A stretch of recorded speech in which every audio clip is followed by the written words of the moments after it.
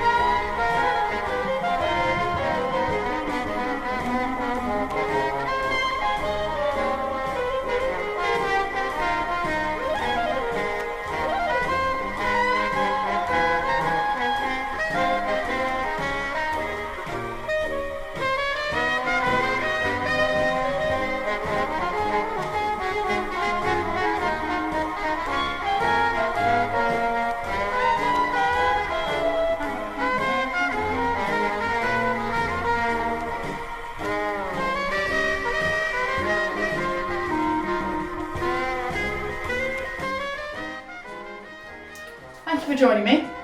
I just wanted to gather some supplies to start our training. We will take some potatoes with us too. As you can hear, the air raid alarm has started to siren, so we will need to reconvene at a safer location. Okay, follow me in, please, recruits, and make your way around the other side of the counter, if you would. Keep coming through. We all in? Now, as you can hear, the air raid alarm has stopped. I thought this would be a good opportunity still to bring you to Appley House. Appley House is where you will possibly be living should you be successfully inducted to work for Western Approaches Command. Now, you should all have some worksheets. You are welcome to work through these as we go on today, or you can complete these at the end. Appley House has been here since 1895 and it originally served as Greenbank School. They had to leave in 1912 due to a lack of funds. Some years later, it was bought by the Children's Rest to serve as a home for children with long-term illnesses. Unfortunately, at the outbreak of war, they had to be evacuated from the building, and it was at that point that the Admiralty took in this building for the female officers of Western Approaches. This is likely to be where you will be living should you be taken on by Western Approaches. Are we all listening? Okay, somebody at the back. Somebody at the back is eating. Can we pass it forward, please? Okay, what have we got here? Where have you had this? Somewhere down by the docks. Okay, now we can use this as a tool to do some of our training today. When was the last time any of you saw one of these? You saw one a year ago? Over a year ago? Oranges are incredibly hard to come by. So let's share this around. Let's make sure that you're all getting a dose of vitamin C.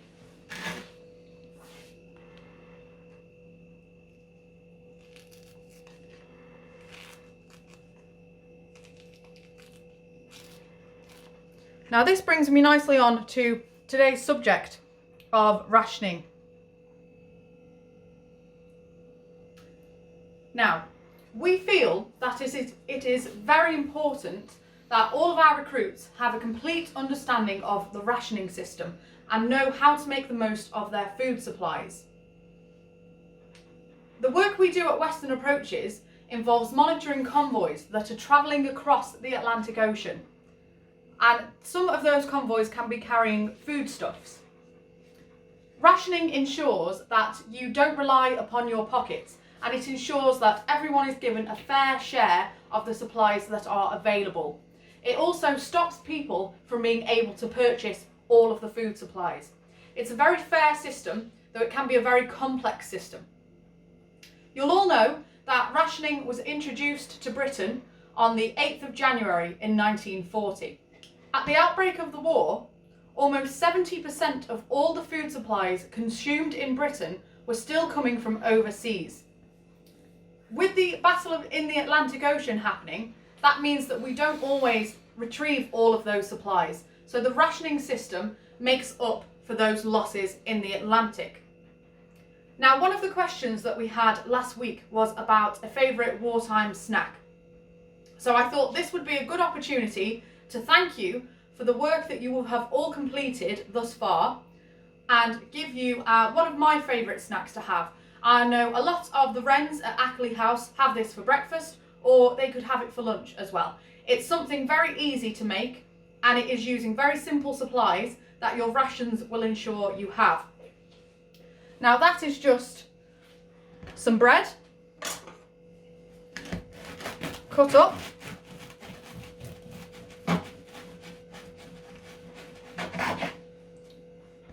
into small pieces. This recipe is about sustenance, and this recipe isn't about being fancy, just very simple ingredients. So bread in a bowl. You can have this toasted or cold with milk, and your milk can either be, again, cold or warm, with a little sugar on top.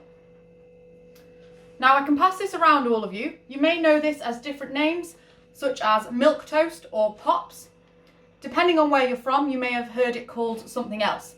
So we can pass this around if you want to have a look at what's in there.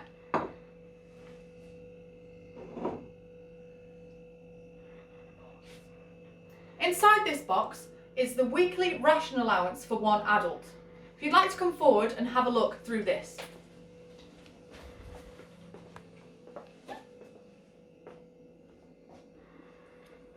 The weekly ration allowance for an adult includes 4 ounces of bacon or ham, meat to the value of 1 shilling and 6pence, 2 ounces of butter, 2 ounces of cheese, 4 ounces of margarine, 4 ounces of cooking fat, 3 pints of milk, 8 ounces of sugar, 2 ounces of tea, and 1 fresh egg.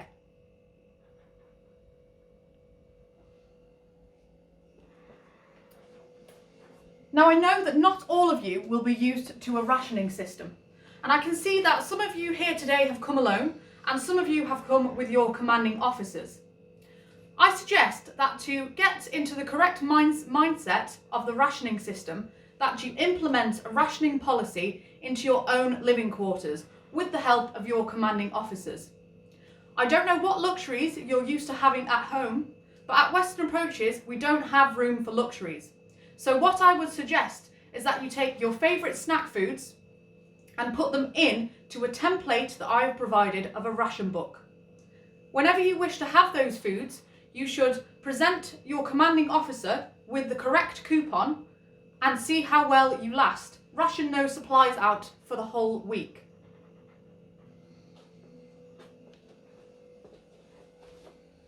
Okay, if you'd like to come back round. Now, on the 29th of September in 1939, you will have all filled in information about who lives in your household for the government. Using this information, you will have been issued with a national ID card and your ration book. Using your ration book, you will be able to access these supplies, but you have to register with your local supplier. And that will be the only way that you can access your rations. You will only be able to go to that one supplier. Now, if you would all like to make sure that you've got the correct coloured ration book. So most adults should have a buff coloured ration book. Green is for pregnant women or nursing mothers, children under 5, so that they all have first choice of any fresh supplies that can come in, any fruits that come in. And there is a blue ration book for any children aged between 5 to 16. So do we all have the correct ration books? Joel Budd from Warwick, do you have the correct ration book? Wonderful. If you'd like to have a look over at the counter, I've gathered out some more supplies to show you all. So as well as your ration supplies, you will also have access to powdered eggs every 4 weeks, 1 pound of preserves every 2 months, 12 ounces of sweets every 4 weeks. Some tin goods are available on a point system, though this does change monthly, so please check with your supplier how those points are changing. The bread you can have is the National Loaf of Brown Whole Wheat. This bread was introduced in 1942 by the Federation of Bakers, and it's made out of whole wheat flour to try to combat wartime shortages of white flour. To add to these foods, we would like to encourage everyone to grow their own vegetables where possible. You know that there is the wider Dig for Victory campaign which is taking place. So this encourages people to grow their own vegetables in their gardens or in any community parks. So where possible, we would like to see you all really making the most of the vegetable supplies. They can really help to bulk out your ration allowance. We are able to grow vegetables in this country, and definitely make sure that you're making the most of any potatoes that you can get your hands on. The Ministry of Food will provide guidance on how to use your ration supply and any additional food that you have been able to purchase or been able to grow. One of the recommended recipes that they issue in pamphlets and in adverts is the Walton pie. The Walton pie is named after the Minister of Food, Lord Walton. And this revolves around using any foods that you have been able to grow locally. The first step to making a Walton pie is to gather an array of vegetables. The recipe can change depending on what you have available. I, for example, have been able to grow cauliflower, swede, leeks and potatoes. Cut these up into small chunks as I've shown here. Then you need to add these vegetables to a pot, and you need to cover them approximately 2/3 of the way with water. You can either boil your water beforehand or you can add cold water. When you have added all of your vegetables, if you wish to, you can add approximately a teaspoon of Marmite if you would like to.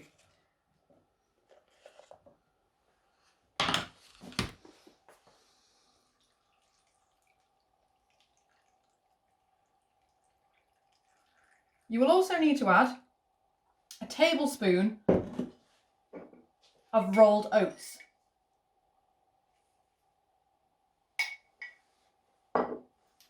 These are then to cook on the stovetop until they're soft.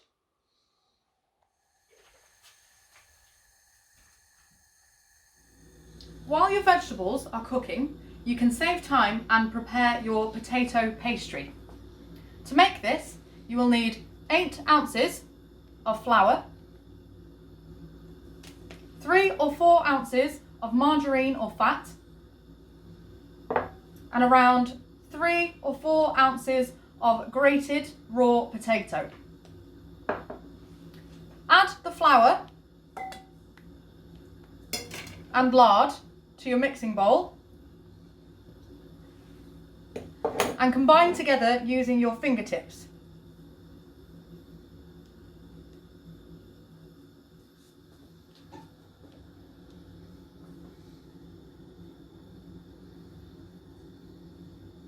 This can be quite messy, and you may need to add some water to make the mixture more workable.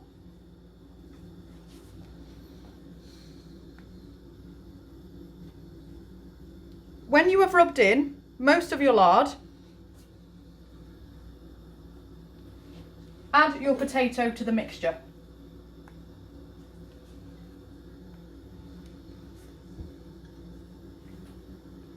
And then continue to work in.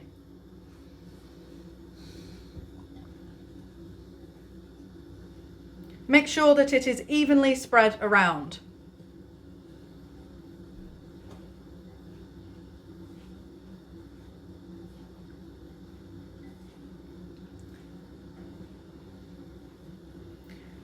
Potatoes are a very versatile vegetable that we are able to grow in this country. They can be planted all year round on a rotation stock, or they can be harvested and kept for months in a cool, dry place.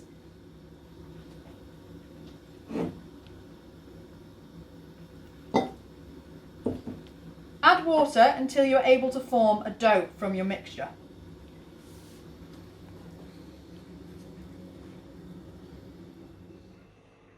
Once you have formed a dough, place your dough onto a floured surface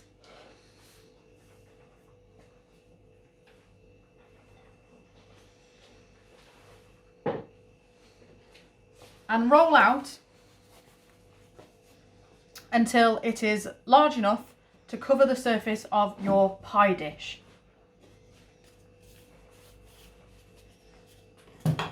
You may need to use your palm of your hand to flatten this out first of all.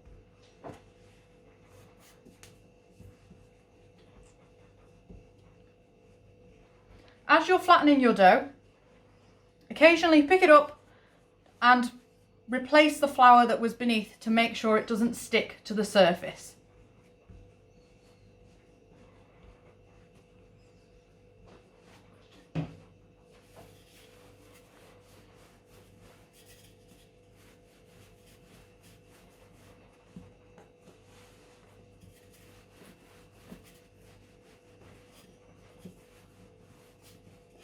You may need to also add a little more flour to your rolling pin.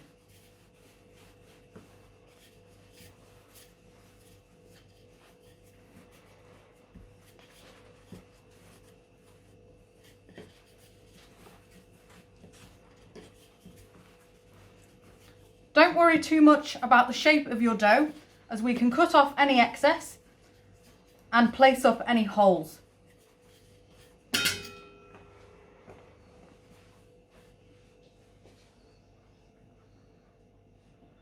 An important issue to discuss is the topic of food waste.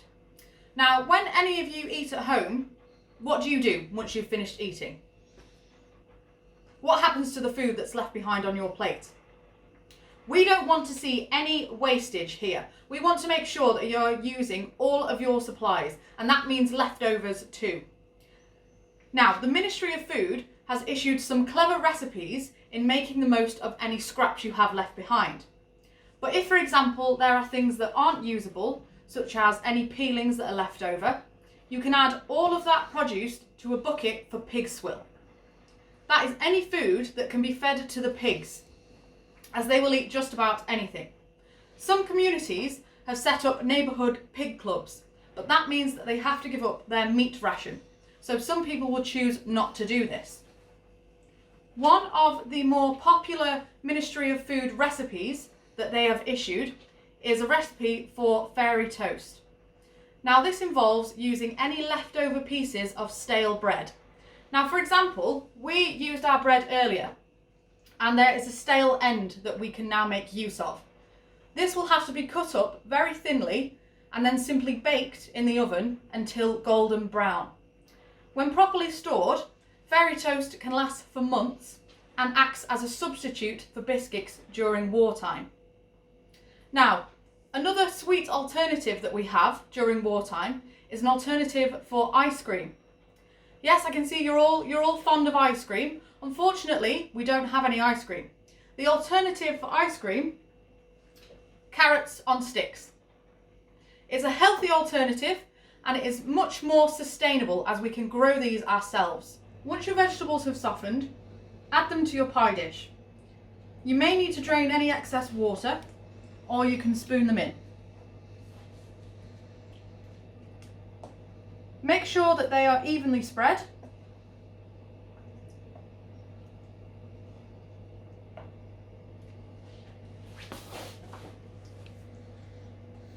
Then add your potato pastry.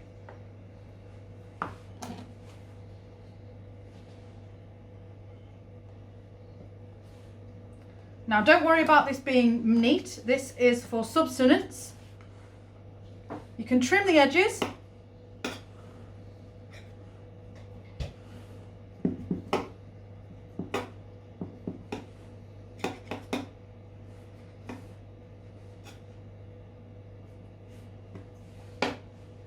If you would like to do so, you can press down all along the sides.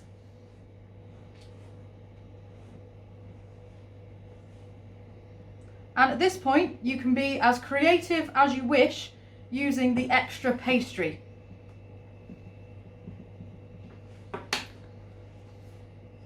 This then needs to go into a moderate oven for around 40 minutes until it is golden brown. Keep an eye on it as it is cooking. The Ministry of Food recommend keeping a weekly plan to show how you will use your rations to ensure that they last throughout the week. Now, I have provided all of you with a template to follow this guidance, and I've also given you some of the recommended recipes that you can make use of if you wish. We here at Western Approaches would very much like to see how you are getting on after you leave today's training. So if you can, please keep in touch with us through the telephone, the post, or carrier pigeon. Or if you can think of a more efficient way to keep in touch, then please do. We would like to see any of your wartime snacks, cookery, your meal plans, or your ration books. Thank you, recruits, for attending today's training session. These skills that we are learning are vital in ensuring that we all stay safe and healthy during wartime.